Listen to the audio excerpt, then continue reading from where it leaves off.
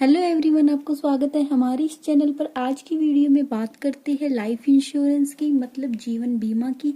सबसे पहले हम इंट्रोडक्शन से शुरू करते हैं। जीवन बीमा भारत में लगभग कितने वर्ष पूर्व शुरू हुआ था? 100 वर्ष पूर्व इसका क्या हुआ था? शुरुआत हुई थी जीवन बीमा की। विश्व में आधुनिक रूप में सन 1706 से लंदन से प्रारंभ हुआ। सबसे पहले जीवन बीमा कहाँ से शुरू हुआ था? लंदन से शुरू हुआ था। भारत में इसने सन 1818 में इंग्लैंड से प्रवेश किया। सबसे पहले क्या है, ये लंदन में शुरू हुआ, उसके बाद इंग्लैंड में, इंग्लैंड के बाद कहाँ शुरू हुआ? ये भारत में। जीवन बीमा बहुत अधिक प्रमुख नहीं है, मतलब मर्जी है किसी की, वो जीवन बीमा अपना करा भी सकता है और नहीं भी करा सकता है। जीवन बीमा बीमाकर्ता तथा बीमा प्राप्त करने वाले के बीच एक क्या है? अनुबंध है। इसे जीवन आश्वासन भी कहा जाता है। जैसे क्या होता है, कंपनी होती है, बीमा करता होता है और बीमाकृत होता है। जैसे मैं हूँ, जैसे ए पर्सन है, ए क्या है? एक कंपनी है, ठीक है, और बी क्या है? व्यक्ति है कोई, ठीक है। तो बी व्यक्ति क्या करता है? ए से क्या कराता है? अपना बीमा कराता है, लाइफ इंश्योरेंस कराता है, और कहता है अगर मेरी मृत्यु हो जाए तो क्या है, तुम्हें कोई ना कोई राशि क्या है, भुगतान करनी पड़ेगी।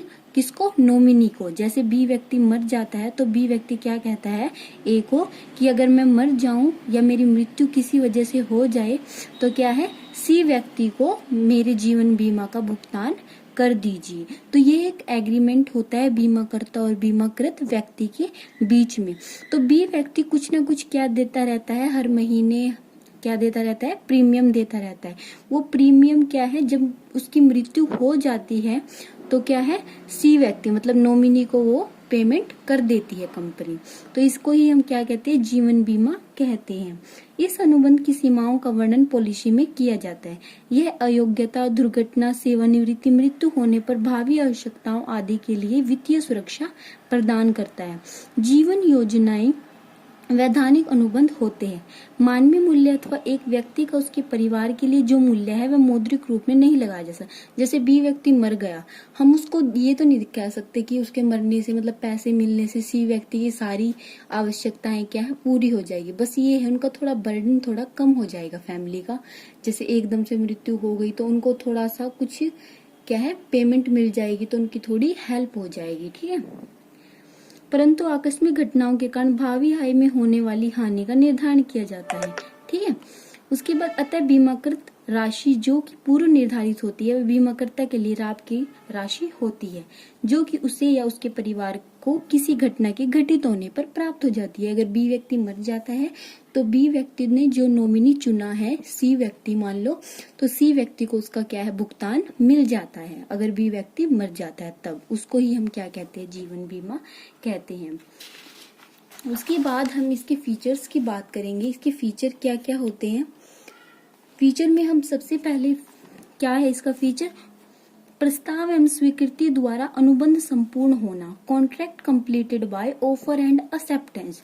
जीवन बीमा अनुबंध में बीमित व्यक्ति बीमाकर्ता को बीमे का प्रस्ताव देता है। क्या करता है? बीमित व्यक्ति मतलब जो बीमा कराने वाला होता है, जैसे बी व्यक्ति था बीमा कराने वाला, वो क्या करता है? बीमाकर्ता को, कंपनी को क्या देता है? प्रस्ताव देता है, और जब बीमाकर्ता उसे स्वीकार कर लेता है तो अनुबंध पूरा हो जाता है। मतलब क्या है, कंपनी और किसी व्यक्ति के बीच में जो अनुबंध होता है उसको ही हम क्या कहते हैं? बीमा कहते हैं। प्रस्ताव एवं स्वीकृति वैधानिक होनी चाहिए, मतलब लीगल होनी चाहिए। हमें सारी इन्फॉर्मेशन एक दूसरे के सामने डिस्क्लोज कर देनी चाहिए। कंपनी को भी सारी बातें, बीमे से संबंधित सारी बातें बता देनी चाहिए, और जो व्यक्ति बीमा करा रहा है उसे भी अपने संबंधित सारी बातें कंपनी को बता देनी चाहिए। अतः बीमा अनुबंध तब संपूर्ण माना जाता है जब उसमें प्रस्ताव एवं स्वीकृति दोनों हो। मतलब क्या है, एक ने प्रस्ताव दिया, दूसरे ने स्वीकार कर लिया, तो उसको ही तभी वो अनुबंध पूरा होगा। इससे बीमाकर्ता तथा बीमाकृत व्यक्ति के बीच अथवा एक से ज्यादा वैधानिक उत्तरदायित्व होते हैं। तो मतलब क्या है, ऑफर एंड एक्सेप्टेंस होती है, एक ने ऑफर दिया दूसरे ने एक्सेप्ट कर लिया, तो उसको ही हम क्या कहते हैं, तभी हम एक अनुबंध को कंप्लीट मान सकते हैं। उसके बाद है कंसीडरेशन या प्रतिफल, किसी भी समझौते में जो कि वैधानिक रूप से प्रतिबद्ध है, प्रतिफल का होना क्या है, अनिवार्य है।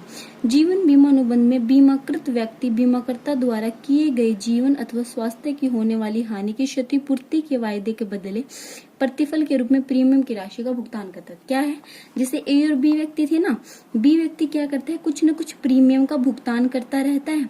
उसके बाद ए व्यक्ति क्या करता है, ए व्यक्ति बी व्यक्ति की मृत्यु होने पर उसको क्या करता है, सी व्यक्ति को, मतलब सी को क्या करता है, कुछ ना कुछ पेमेंट करता है। मतलब फ्री में कोई काम नहीं हो रहा, उसने उसको क्या है, प्रीमियम दिया और उसने क्या है, उसकी मृत्यु के बाद उसके नॉमिनी को पेमेंट की।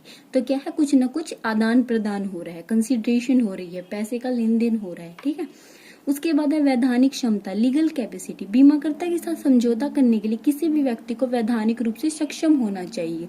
उदाहरण के लिए एक 18 वर्ष से कम आयु का व्यक्ति अथवा एक